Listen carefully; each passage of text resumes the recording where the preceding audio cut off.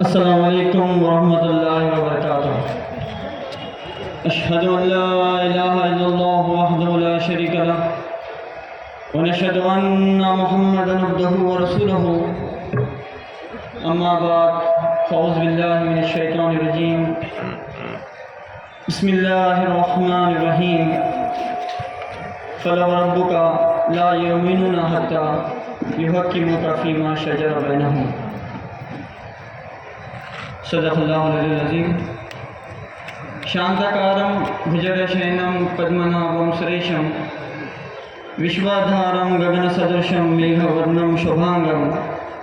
ಲಕ್ಷ್ಮೀಕಾಂತಂ ಕಮಲನಯನಂ ಯೋಗಿಹೃದಯಾನಿಗಮ್ಯಂ ವಂದೇ ವಿಷ್ಣುಂ ಭವಭಯಹರಂ ಸರ್ವಲೋಕೈಕನಾಥಂ। شکتی بھی شانتی بھی، بقول علامہ اقبال،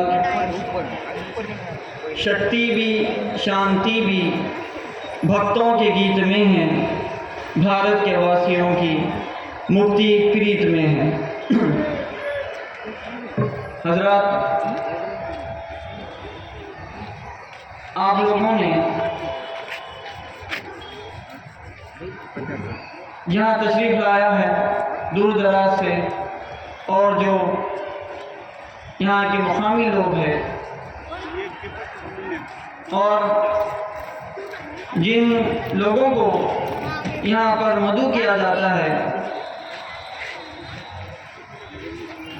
اس کی وجہ اور اس خانخواہ سرور عالم جگت گرو آشرم جس مقصد سے قائم کی گئی،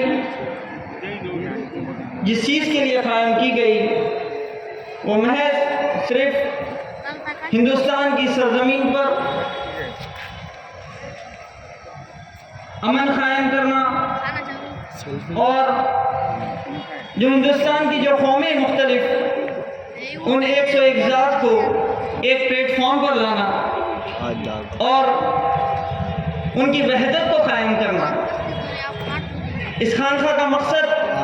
اقوام عالم کی وحدت کو قائم کرنا ہے۔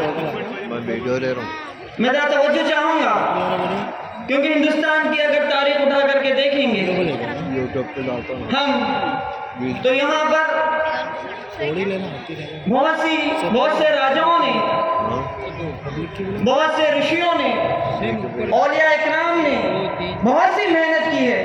بہت سی قربانیاں کی ہے۔ کیونکہ کسی بھی طریقے سے، کسی بھی وجہ سے ان قوموں کے اختلافات کو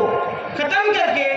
ان کو ایک جھنڈے کے تلے لایا جائے اور ان میں وحدت کو قائم کیا جائے، اور ایسی وحدت قائم ہو کہ تاریخ پھر انہیں الگ کرنا چاہے تو نہیں نہ کر سکے۔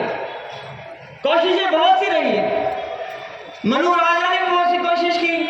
اور یا اکرام نے بھی بہت سی کوششیں کی، لیکن بات کیا ہے، بادشاہوں نے بھی کوشش کی۔ اکبر بادشاہ ہو یا دیگر بادشاہ ہیں، انہوں نے حکومت کرنے کے لیے، ان اقوام عالم پر حکومت کرنے کے لیے انہوں نے کوشش کی، لیکن کوئی بھی ایسا وحدت کا نقطہ ہی نظر نہیں آیا جس کی وجہ سے، جس کو پہنچانے کی وجہ سے، جس کو امپلیمنٹ کرنے کی وجہ سے یہ قوم ایک جگہ وحدت پر قائم ہو جائے اور سراسر یہ ایک ہو جائے، جیسا پانی میں شکر گھولنے کے بعد، جیسا پانی اور شکر، دودھ میں شکر گھولنے کے بعد جیسا دودھ اور شکر میں کوئی فرق اور انتر نظر نہیں آتا، ویسا جو ہے یہ قوموں کی وحدت کو قائم کرنے کے لیے بہت سی کوششیں کی گئی، لیکن وہ وحدت قائم نہ ہو سکی۔ وہی وجہ ہے کہ آج اختلافات بڑھتے چلے گئے، آج ایک دوسرے کے گلا پکڑ کر ایک دوسرے کو ختم کرنے کی سازشیں کی جا رہی ہے، لیکن اس کے باوجود بھی یہ سراسر ناکامیاب ہوتے جا رہے ہیں۔ وجہ کیا ہے؟ اس کی وجہ یہ ہے کہ پہلے تو میں آپ کو یہ بات بتا دوں، 1924 سے حضرت مولانا صدیق دیندار چرمزے صاحب قبلہ نے ان قوموں کی وحدت کو قائم کرنے کے لیے اس قدر آپ نے 5 اصول جو آپ نے پیش کیے، میرے سے پیشوا مقرر اسے ایک دن پہلے جو یہاں پر کہا گیا کہ 5 اصول جو ایک تو جگدیشورا، ایک تو جگت گرو، سرواتار ستیہ، سرو دھرم گرنتھ ستیہ، समता समेत प्रार्थना, ये जो पंचायती के उसूल कायम किए गए महज सिर्फ इन कौमों में वहदत को कायम करने के लिए किए गए, क्योंकि इस कौम को एक करने के लिए इस बैनुल अक़वामी मजहब या फिर नहीं तो अक़वामी आलम को जो जिस दीन से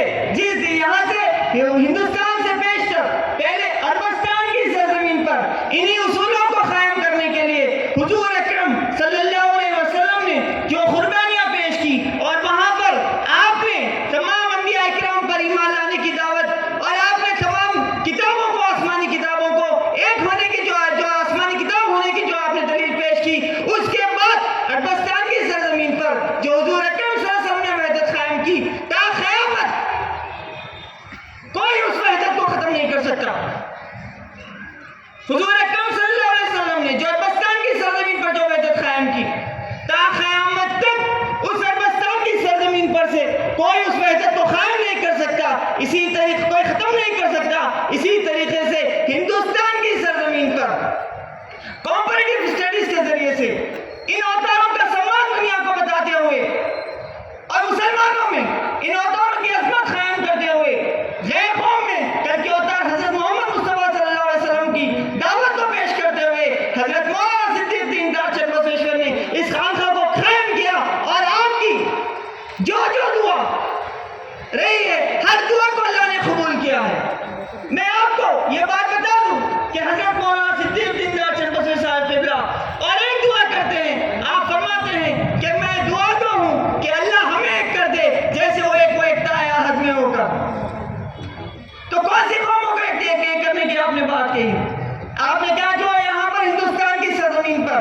आज जो माहौल चल रहा है, हर कोई सियासी अंदाज में हर तरीके से हर कोई वाकिफ है कि क्या माहौल चल रहा है, किस चीज को इम्प्लीमेंट किया जा रहा है,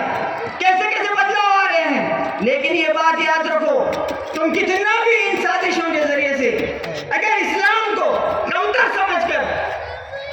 अगर इस वजूद की दुआओं को कमतर समझकर अगर इख्तिलाफात को पैदा करना चाहे तो तुम यहाँ पर इख्तिलाफात को कायम नहीं कर सकते। इन अक़वाम आलम पर, हिंदुस्तान के अक़वाम पर अगर हुकूमत करना है तो अल्लाह बक़ौल अल्लाह अकबर जो मैंने आपके सामने शायद पेश किया, शक्ति भी शांति भी भक्तों के गीत में है, भारत के वासियों की मुक्ति प्रीत में है। मौलाना साहब, मौलवी उस्मान अली मौलाना साहब फरमाते थे, क्या फरमाया करते कि जो शक्कर से घुल जाए, जो जिसको शक्कर देने से मर जाए उसको जहर काम नहीं आता। उसको जो चीज शक्कर से खत्म हो जाए या शक्कर देने से खत्म हो जाए तो उसको जहर काम नहीं आता। बोलने का मतलब क्या है, क्या वजह है आपने ये बात कहनी कि यहाँ की अक़वाम मोहब्बत और शफाकत और जो है सो बहुत ही तहजीब कल्चर इतना होने के बावजूद भी ये अपना मजहबी कल्चर नहीं भूल सकती, संस्कृति नहीं भूलना चाहती। उसकी एक वजह बता देता हूं मैं कि आज जो हिंदुस्तान की सरजमीन पर जो पार्लियामेंट कायम हुई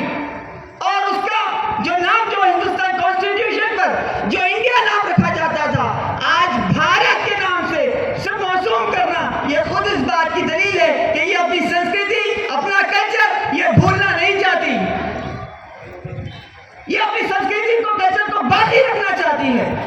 और ये समझती है कि मिसाल के तौर पर आज जो हालात चल रहे हैं, मैं एक मिसाल देना चाहता हूं आपको कि यहां पर जो मामला चल रहा है हिंदुस्तान की सरजमीन पर, जब